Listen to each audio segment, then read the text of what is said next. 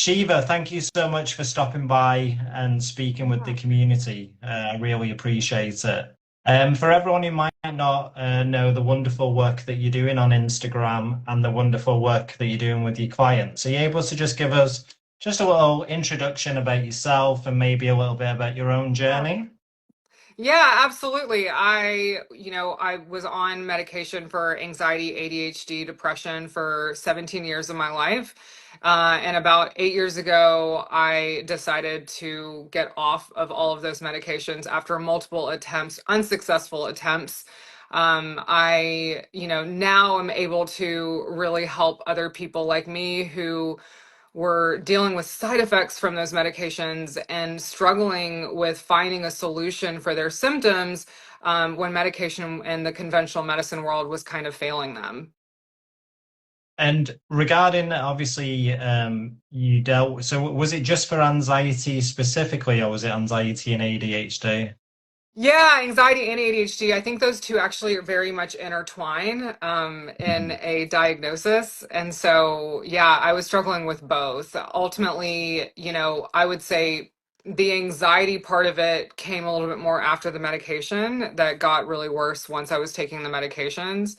Um, you know, I think the turning point for me with getting off of the meds was realizing, like, after almost 2 decades, I still didn't feel well. And it was managing in certain ways. It gave me energy, it gave me some confidence. But in other ways, it was causing, these medications were causing me extreme, side effects that became unbearable. The cons kind of outweighed the pros of taking the medication. I kind of felt like it wasn't really even working for me anymore.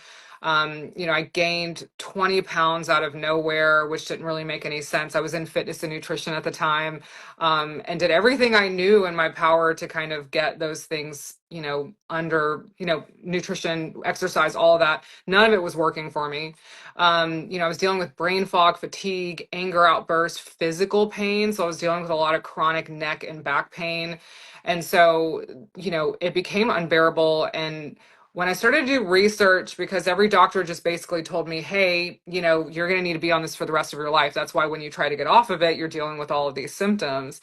Yeah. And so I did my own research. I looked into it a little bit more and realized, wait, there's functional medicine, there's root cause medicine, and this might be my solution because everything else I had tried over the years just wasn't working for me. So once I dove into that and started to taper off in a way that was healthy as well, which a lot of doctors will give you a tapering schedule that just is too much for your body. And so, I learned how to taper correctly and then found these things that could naturally give me dopamine and the norepinephrine levels that I needed in my body naturally. For people in the community who may not be aware of what functional or root cause medicine is, are you able to just give a little explanation? Yeah, so a few different ways that it's different from conventional is that, we're really focusing on what might be causing the symptom versus treating the actual symptom. So in conventional medicine, you're like, I have ADHD symptoms. They're like, here's a pill to fix the ADHD. You have anxiety, here's a pill to fix the anxiety. Well, I see ADHD and anxiety as kind of a root, I'm sorry, a signal that there's something else going on in the body. And so when I hear, okay, you have anxiety and ADHD, then I want to dig a little bit deeper. There's a difference in how we test, labs. We look at an array of more ranges of markers. So, like, for example, for thyroid's a really big one that a lot of people struggle with that do have anxiety and ADHD symptoms. Instead of me just looking at a TSH marker, I'm looking at 5 or 6 markers. I'm looking at TPO to make sure, do you have an autoimmune disease? So I want to make sure that it's not something else that could be driving the symptoms that you're struggling with. And on top of that, I'm looking to get you before you get to a place of disease. And I feel like, what from my experience and my clients' experience, a lot of what you get from conventional medicine is, okay, I'm waiting for you to have diabetes. And once you have diabetes, I'm going to give you this medication. That's So it's just a yeah. different approach and how we are searching. And a lot of times I'm seeing, mold illness, I'm seeing, autoimmune disease, gut infections, hormone imbalances. And when we fix those things, the symptoms go away. What reason do you think that when someone goes to a conventional doctor, that they're not looking at them things and they're specifically just go into the anxiety treatment? Is it time? What is it? Is it lack of knowledge, education? What do you think is driving that? I think everything that you just said, Right. actually, the system is not set up. And of course, in every country it's different. So I'm mainly speaking about the US and how things are here. And the main things that I'm seeing is, they only have 15 minutes in a doctor's office with you. That's all the time they have True. to figure out what's going on with your body. I spend 4 to 5 hours reviewing multiple documents to see what's actually going on with your body. I look at your food, a food log, an awareness journal, symptom burden analysis, labs that are 75 to 100 markers. And so a lot of that is time. And then the system is really based on, you know, insurance. So insurance is what they're relying on and what insurance will cover. And then also lack of education. So a lot of these doctors aren't educated enough to really, give you the knowledge that you need in all of these other aspects. They just know, okay, this is the disease, this is the pill to give them, or here's the ultrasound to do. And if it's somewhere before that, right? Like, okay, we go do the ultrasound and we don't see anything on an ultrasound, then they're left with, it must be mental illness. Here's some meds to fix that. So true. No, so true. Yeah. So if we just give an example, obviously we know there's a lot of people who deal with anxiety in this community. So if we take myself for an example, when I was going through panic attacks, if I would come to you as a client, what's the first thing that I would see? What's the first thing that I would do? Yeah, so the first thing that you would do with me is we're trying to get to the root cause of what's going on. And so, like I was saying earlier, I'm really wanting to dive into everything that you do with your lifestyle. I want to look at what could potentially be causing that. And then based on that information, I want to run a set of labs, whether that's a GI map with zonulin to see if you've got a gut infection, whether that's blood work to see if, there's something off with nutrient deficiencies or your thyroid or your iron levels, so we want to see what's going on there. And then from there, I create an overall plan. And a lot of the stuff that I look at is going to be obviously nutrition. Nutrition is key. What we put in our body 100% affects how we feel every single day. But it's a matter of catering it to the person to where they're not overwhelmed by the information. And that's really what I love about coaching is I'm able to really cater a program to them that feels good with their lifestyle and they don't feel like it's too much. And then I look at supplementation. So I think that supplementation could be an amazing tool, whether it's a band-aid, like an herb of some sort, L-theanine, holy basil. Those are a few that really do wonders for people with anxiety while we figure out the root cause. Or I'm giving you supplements that are going to help your liver function and your kidney function, or improve digestion in the gut. And that's just a broad overview of just that little bit of information that I know of that you have anxiety. No, I think that's wonderful, and Yeah. it's why you say it. People come into you, they're gonna feel like you care. Like you say, when you go to a doctor, you get a limited time medication. It's normally, like you say, it's normally a one size fits all with the medication or a couple Yeah. of options, and then that's it. You're told to go on your way.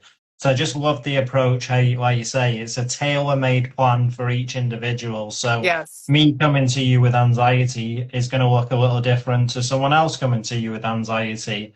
And I imagine the treatment's going to be different as well. And I think that's what anxiety recovery is all about people finding their own individual path to recovery. And what works for me might not necessarily work for someone else. Yeah, and there's so many tools like nervous system regulation. Like there's so many tools, and even all of the tools that I know for nervous system regulation, there might be some that work for you, but then some that work for another. And that working back and forth with someone's really important. And then on top of that, there's detoxification. There's, toxin overloads. Our world is not as clean as it used to be. And so really understanding that getting that load out of our bodies can also improve a lot of mental health issues as well. What would you say to someone because I get this pushback sometimes on the community, so I think it's a good question, where they say, well, I used to eat pizza and I was never anxious, or I used to have fast food and I wasn't anxious, but now I've got anxiety. Why do I need to cut things out? Why do I need to cut these high fat things out? What would you say to them people? Well, I want to first say that fat is good. So it's just the type of fat that you're eating. So, Mhm. but two, I would say that our bodies over time have a capacity. And once that capacity is reached, then that is when the problems start. It's the same with the medication, right? So, like, I took it for 17 years, and at some point it was working for me, or I wouldn't have started it in the first place. But after Yeah. time, it was really wrecking my body. It was causing major adrenal fatigue. I formed Hashimoto's. I formed an autoimmune disease of the thyroid from taking medication for 17 years. And it can cause blood sugar dysregulation. It can cause so many different things. And that is where people don't understand the difference between, like, yes, short term, if you need a medication and that's necessary, I'm a firm believer that if that works for you, go for it. But once you get stable and feel good, that's when the work needs to start. And you need to start going and looking at different realms of treatment that could possibly help you even more. And that's my stance on medication in general, is like, listen, I get it. Like, it's sometimes necessary. Like, if you're having chronic panic attacks over and over and again, then let's calm the system down, and then let's start to work on figuring out what's causing those panic attacks. Yeah, I 100% agree with you. Like you say, if someone's anxiety levels sky high, sometimes the Uh, medication's good to bring it down for them to then be able to do the yes. tools where you can really get the work done, right? 100%, absolutely. And with my clients, I never just get them off the medication. Of course, we work with a doctor to get them safely tapered. But I spend about 4 to 6 weeks with them before they even start to attempt to taper off their medication. We have to balance the body. You have to tell me you're feeling really well and that you're seeing no symptoms, and almost like maybe the medication is too much for you now, or it's just not necessary for us to start that tapering process. And that's a really good point that I think a lot of people don't actually touch on. Where, like you say, someone might go on medication, it might be beneficial for them, but then there's really no guidance of when to come Yeah. off it, is there? Yeah. So I think that's really No. good that, no, I think that's good that you don't stigmatize that for some people, medication might be a good short-term fix to bring it down. And then I love that you have this approach that for people who are on medication and maybe it's time for them to look at other ways that maybe that medication is not needed anymore. And I believe that some people with anxiety get scared of because they feel good and they're not anxious. They're Yeah. scared that if they come off this, then the anxiety is going to come back again. Yeah. What I see oftentimes with people who are on the meds for years and they're like, I feel okay, is they're finally like, I don't know if this medication's working for me anymore, or if it is or not. And then also, is it the medication that's working for me, or am I no longer in a place where the anxiety is a problem? And it's just understanding all of that can be very challenging. Yeah. And so working with someone to figure out what the situation is pretty important. When I was going through this process, one of the reasons why I started this business is because there was no one there to help me when I was getting off these meds. I had to learn all of this on my own. No one really understood the process and what it feels like to get off the medication. And now working with clients, it's in 3 month span, 6 month span, they're feeling absolutely amazing after working with me, and it doesn't take as long as it did for me. So I really am reaching the person that's like, I'm either having major side effects off these meds, I can't do it anymore, or Yeah. it's making me very like I'm losing my personality because of it, or I don't know if it's working and I don't really see the point of continuing to take this. I'm ready to try without. But definitely, I will always say this, like, please consult someone before attempting these medications because it really can um, cause a lot of harm if you're doing it too quickly or not the right way. And it definitely can change that brain chemistry very quickly. Oh, that's great advice, Shiva. I want to go over to some of the questions that the community submitted, if that's Yeah. okay with you. Uh, the Yeah. the first one is, what was the turning point that made you decide to stop ADHD and anxiety medication after 17 years? Yeah. I would say the turning point I was mentioning this was I tried multiple times to get off of it, and after the 17 years I realized that I still didn't feel well and that it wasn't actually fixing the problem. Mhm. I considered myself a really healthy person at the time. You know I I was in fitness and nutrition. I did this as a living. I realized how much those natural things could even help me, but even after that, I was having just these crazy weird symptoms. And so at the time, I didn't realize it was the side effects of my medication, but that's what was causing it. And I didn't want to feel the side effects anymore. And I also wanted for myself, as someone who's in the industry of healing people naturally, to also say, I'm on this medication that's a stimulant. And for me, there was just a lot of like turmoil there on how healthy is a medication like this that's causing major sleep issues, brain fog, fatigue, anger outburst. I had issues with relationships in my life. Like it was just a lot of different areas that it was really messing with. And so at that point, I was just determined because I had tried everything else and was ready to get off of it. So how soon after you first starting the medication did you start to get the side effects? And how long did you feel that the medication was working for you? Yeah, so at first, when I got on, I was around 12 years old when I got on the meds, and I was actually having panic attacks. I went to the hospital a couple times because they gave me too much. They gave me 40 milligrams, which was outrageous for the size of my body and the age that I was at.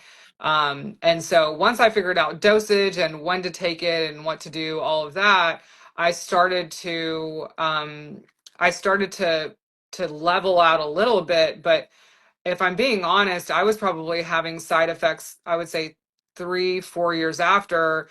And that is when they started to double up on all the other medications. That was, anxiety meds, depression meds. And so when that stacking of meds started, and I would like try one medication and like I felt horrible. And then I would try another medication and I felt horrible. And like it took like 4 or 5 medications to even find one that didn't make me feel absolutely insane. That's when started to question the process and was like, I think this isn't working. I think that's a real issue, like you said as well, that when people start to get side effects, that if they're speaking with the doctor, sometimes they try and mitigate that by giving more medication, Yeah. Yeah. which And it wasn't adding up for me. Like after a while I was like, there's nothing else you have for me. Like I've been seeing the same doctor over, and he's like, no, you're just gonna need these for the rest of your life because your brain isn't right, or like you're not right in the head, and it's like, all this stuff happened around the time I started my period. My hormones were changing. If anyone had just looked at my hormones instead of throwing birth control on me and anxiety meds and ADHD meds, maybe that would have happened. It's the same with people in their 40s going through perimenopause, and all of a sudden they're like, I have ADHD, and doctor throws them on meds. And so it's like, let's look at where you're at in your life. Did you go through something very challenging? Or, maybe you're not as great at this certain task versus another task. Like I'm an entrepreneur, and I very much know my strength is not sitting in a classroom for 8 hours a day. Like that is not my strength to this day. I don't want to sit in a classroom for 8 hours a day. And to be quite honest with you, many people are not capable of sitting in a classroom for 8 hours a day and staying and paying attention.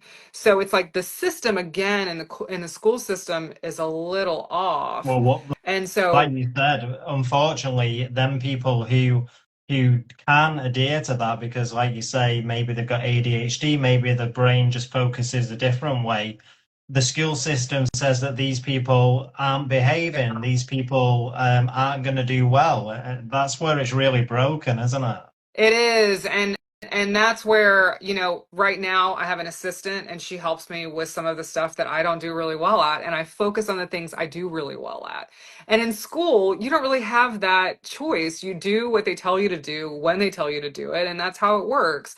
And thankfully, systems are changing and people are doing some homeschooling and changing up how they're doing things. But I personally don't believe that kids are supposed to sit all day long and keep their attention. And then, don't get me started on processed foods and what they're feeding at schools and all of that. But that's a really big part of it too, is it's important to pay attention to the ingredients. I work with a lot of moms who have kids, and I'm helping them, but I'm like, hey, your kid will also benefit from a lot of this information too. And they'll change just like ingredients, or they'll make sure they're getting enough protein, and then all of a sudden their kid's not acting up as much, and that's another part where it becomes really challenging. And as a parent, I can't imagine. I know it's tough with kids, but that's part of it. Well, we used to be DLC anxiety. We changed the name to DLC wellness because looking at anxiety, we used to just look at the lens of like exposure therapy and things like this. But then on my own journey, I realized that 2, 3, 4 months prior to me having this excessive anxiety, I'd look at my lifestyle and I wouldn't be eating correctly, I wouldn't be sleeping correctly, Yeah. I'd have all these external stresses. And I realized that a lot of this external stress is really linked to excessive anxiety.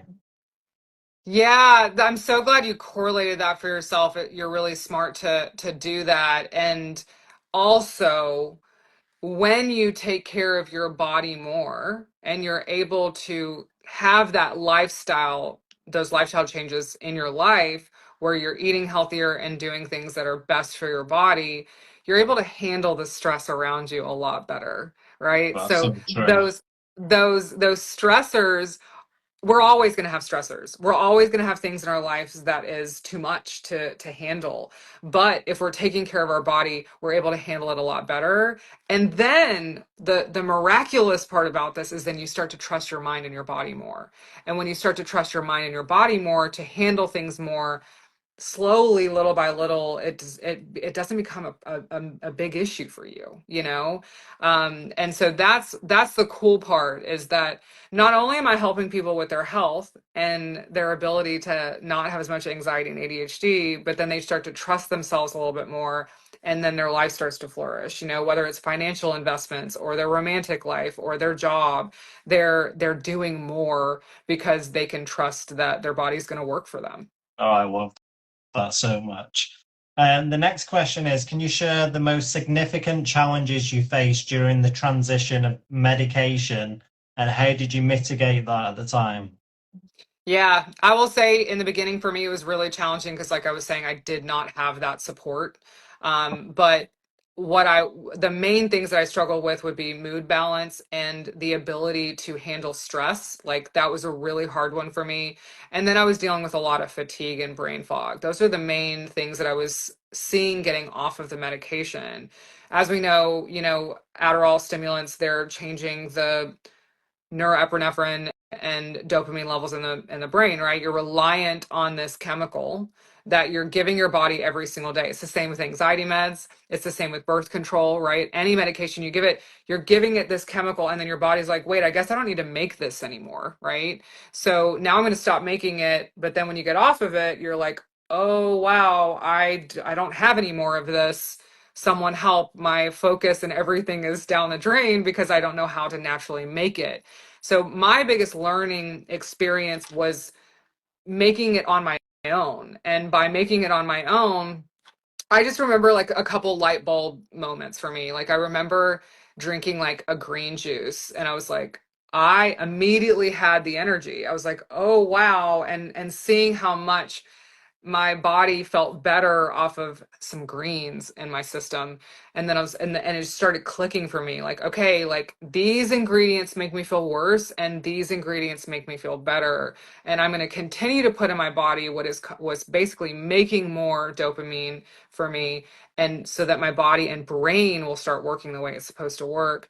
Exercise was a really huge one for me. And at the time, I will say, like getting off medication, I always tell people to pay attention to their bodies and how you're feeling, because ultimately, your body might be tired. And so resting more might be important for you to do. But when someone's on an upper like that, it can it can make you feel like something's very wrong, that your body needs to rest. And so resting definitely was important for me. And then lowering toxin loads in my body and then balancing my gut and then dealing with my Hashimoto's, my autoimmune disease, is really when things started to change for me. So it's not an overnight success, but I think that if you get the right person working with you, it can happen in 3 to 6 months, which you have to remember, like, this is a small period of time for you to find a solution and a lifestyle that you can use forever. That's no, that's such great news. One thing I would say is when I implemented that healthy lifestyle and really taking care of what I was putting into my body, I realized that the anxiety lowered down. I was able to handle stress. Yeah. What I then did though, and I'm sure you've probably heard this many times, is that I started to be relaxed or because I didn't need to think about everything that I was putting in my body because I was already, my anxiety was low now, so I didn't really need to do this. How do you change someone's brain or mindset into that this is really what we should be doing when we're feeling good and when the anxiety is high, Yeah. not just when the anxiety is high? Yeah. So that's where the awareness piece comes in. And with my coaching, and what I really find to be beneficial is making sure that we're working on awareness and how what we're doing makes us feel better or worse. And so that repetitiveness of awareness, which is journaling that or understanding that that's the case, then when we're not feeling well again after going back to the way you're eating, then you're like, okay, reward center, right? Like we want to really hit that reward center and be like, this is not what is feeling good in my reward center. Let's do what feels good, right? And so that's where the coaching and working with someone for, like I said, at least 3 months is really beneficial for you to get back into those habits of doing things differently. And like you said, 3 months, it might sound like a long time, but really in a Yeah. lifetime, it's if you're almost giving the person the blueprints as well. And then Yes. do you often say to them after that 3 month period, if you find that they're at a good point, do you then have check-ins with them maybe like Yeah. three? Yeah. Yeah, it depends on the person, if they need help once a month or if they need help bi-weekly or if they need help every 3 months. I really assess where they're at and we kind of go from there. But yeah, it's all catered to the person and exactly what they're going to need, because everyone's at different levels. But a lot of it is definitely it's brain retraining. You're also working on training your brain to say, this is what feels good and this is what I want and this is the lifestyle that I want to live. The next question is, what alternative methods or practices did you incorporate into your life to manage ADHD and anxiety without medication? Yeah, so a few things I guess that I've not already mentioned would be taking omegas and B vitamins are really important for a lot of people. Again, getting tested first is pretty vital to see exactly what you're going to need. And then also making sure that I am constantly keeping the toxin load lower, paying attention to my environment. So, for example, for me, I realized I had an HLA-G mutation that didn't allow me to detoxify mold. And so that was actually the root cause of a lot of my ADHD and anxiety symptoms. And once I realized that, I've really been catering my life and my environment to make sure that that stuff is not being present in my environment. But, more than anything else, I would say an anti-inflammatory diet to where you're taking out certain ingredients that might really inflame your body. Those are the main things. And then limbic system work has been very, very, very helpful for me for anxiety and ADHD. Doing a lot of present work. So like being present in a moment, and whenever you're spiraling and having one of those moments, you really focus on paying attention to what's in the room or walking outside and doing a quick walk. So getting yourself out of that cycle is really important. And then journaling on a daily basis is really great. Breathing techniques in moments of anxiety have been very helpful. Um, I've done a lot. I've done a lot over the last 8 years, but I would say those are some of the biggest ones. No, that's wonderful. Yeah. Breathing techniques, like you say. I always say for people to try the diaphragmatic breathing when they're not anxious, Yes. almost like as a tool, because I know that some people they just get told, "Oh, try this breathing exercise." Then the first time they try it is in the middle of a panic attack, and then lo and behold, it doesn't work, and then they think that it's not beneficial for them. But like anything, some of these tools need to be mastered, right? Repetition. Repetition's Yeah. really important, and doing it when you don't want to do it, and doing it in moments where it's like, ugh, why am I doing this? It might be eye roll sometimes, but just keep going with it, because then when you're in that moment, first of all, I kind of look at it this way. Okay. So let's say you've got this day where it just keeps piling, right? So every day you're just piling and piling and piling, and then that's when the panic attack happens. But when on a daily basis you're taking the time to journal and breathe or do those things, you're coming up, but then you're coming right back down, right? You're coming up, then you're coming right back down. So you're starting at a lower level, so it's less likely that you'll get to that point of a panic attack. Does that make sense? Yeah, definitely. I that was definitely something I implemented with exercise. So I used to do the exercise in the morning, and I used to tell myself and see that it would give me 2 or 3 hours of relief because of those endorphins and the anxiety levels going down. So like you say, incorporating all these things, then you're going to get more relief throughout the day, aren't you? Absolutely, absolutely. And then working with someone to make sure it fits into in your busy schedule, right? So everyone's busy, and a lot of people are like, I can't do all of this stuff. You're giving me too much. Well, that's why we little by little put things in until it becomes comfortable, because at first it feels overwhelming until you start to implement it and you're like, all right, it's in my schedule now. Like this is, I do this every single day. It doesn't feel overwhelming. And then we move on to the next thing, and then we move on to the next thing, and you've mastered all of these amazing tools that you'll keep doing because it feels good and you recognize it as a positive in your life. The next question is, looking back, what advice would you give to someone considering reducing or stopping their medication for ADHD or anxiety? Yeah. So first off, I would say before you try the meds, try the natural alternative first, right? Um, it's harder to get off these medications. It's not as hard to like stop a supplement, right? So understanding and knowing some of these natural alternatives first is what I would recommend. Whatever tapering schedule your doctor gives you, do it slower. Um, for someone, if you are on medication, that's definitely where I see the issue, is that people are like, oh, I felt horrible. And I'm like, well, you probably weren't doing the right tapering schedule, which is What, something that is what reason do you necessary to do. think? What's the reason do you think doctors do it too quickly?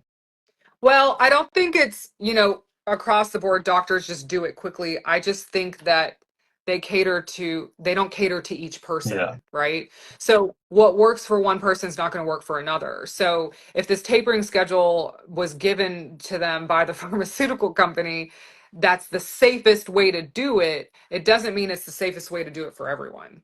And I would say for majority, it's being done too quickly. Again, I think it's a lack of knowledge. Lack of knowledge, and I don't know. There are, I'm not going to say that not every single doctor is not like that. There are some doctors who get the right tapering schedule, but I will say just in my history of doing this for 8 years, it's like I see this way too often where they're like, yeah, I was told to like just come down 20 milligrams. And I'm like, that's too much. And you need to do it. Like, this is a span of time we're working on this. You got on this and we're on this for this amount of time. It's going to take you a little bit longer to get off of it successfully and feel okay. Especially someone if they're dealing with anxiety as well, where Yeah. if they fight Yes. or flights, looking for any change. So, like you say, if you're coming off medication too drastically, it's just gonna really spike the anxiety, I imagine. Absolutely. And that's why I suggest working with someone. Invest in working with someone to talk you through these moments because if you don't understand what you're feeling, you're more likely to just stop and not continue the work because you're scared that it's a negative. If you understand what you're feeling, then you're less likely to be like, all right, I'm done. I can't do this, right? If I'm like, hey, that's normal, this is how we're going to fix it. You're like, okay, this person told me it's normal. This is what I need to do. And then they implement it and they feel okay. And then we keep going. Right. And I think that's really for any treatment you do. I don't care what it is. Seeking guidance is really important. The last question from the community is, how has your perspective on mental health and medication evolved since being medication free for the last 8 years? Yeah. I would say the biggest thing that's evolved for me is just the understanding that, you know, medication's necessary in certain ways, right? Panic attacks, someone cannot get it with natural ways to start. But I don't agree with long-term use. I think that it can be very detrimental on someone's health, and you really don't know what's going to happen long term until you get there. Well, And they that haven't done risk the studies on it, right? they have not. They have Yeah. not, but there are studies on how it affects the thyroid. There are studies on how it affects mitochondrial function. There are studies on how it affects adrenal fatigue. And so there are some studies out there, but there are no studies being done and no money being put into studies of what this can do to someone after 15, 20, 30 years. And that is scary to me. Why are there not some sort of studies on this of understanding of what we're doing? And unfortunately, pharmaceutical companies are ruling, and they're not going to put that money into searching for that. So yeah, I think that that's where I'm seeing it way too often on what it can do to the body, and I don't want that for people because ultimately at some point in the journey, you could care less about your ADHD anxiety symptoms when you're having major gut infections and autoimmune disease. Those things are 20 times harder to fix. And I want to note that like getting there is unnecessary if you seek guidance now. It doesn't mean you have to get off the medication. Maybe you can find something that works for you in the meantime, and then you have a plan. Like maybe you're just getting a plan and the right time for you, right? But start to seek guidance and learn more about what these things might be doing to your body. And speaking about seeking guidance, if people want to hit you up, where's the best place they can contact you? Obviously, you're very active on social media, which is great. But yeah, and also we have a worldwide community. So is it just people in America, or can other people Yeah. from other I countries work with come? people all across the world. Yeah. So it doesn't matter where you're at. We can make it work for sure. So yeah, SheevaWellness.com is my website, or just send me a DM or message me here on social. But those I would say are the two quickest and easiest ways. I have an application up on my website as well that you can just apply to. That's wonderful. And if people want more information, so you do coaching, and obviously you have some other great things as well available, good resources and things, correct? Yeah, lots of free guides on my link tree and my bio on Instagram. Also, I do testing. So, if you are looking for testing and just a plan, that's something that I'm considering to start doing as well. Because it just kind of depends on the person. I want to just make sure that I'm giving the plan that works best for each person. But yeah, tons of free resources as well.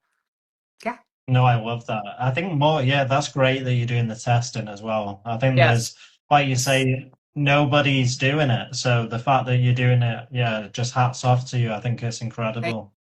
thank you. Thank you. I love what I do. Excellent. So yeah, for everyone who listens to this on DLC Live, this should be available not this Friday, next Friday on DLC Live, but we will save this on the DLC Wellness page. And Sheeva, thank you so much for spending time with the community. Lots of great information. And yeah, just thank you for everything that you do for people with mental health Of issues. course. Of course. Thank you for everything you do as well. Excellent. Thanks, Sheeva. Take care. Bye. Bye bye.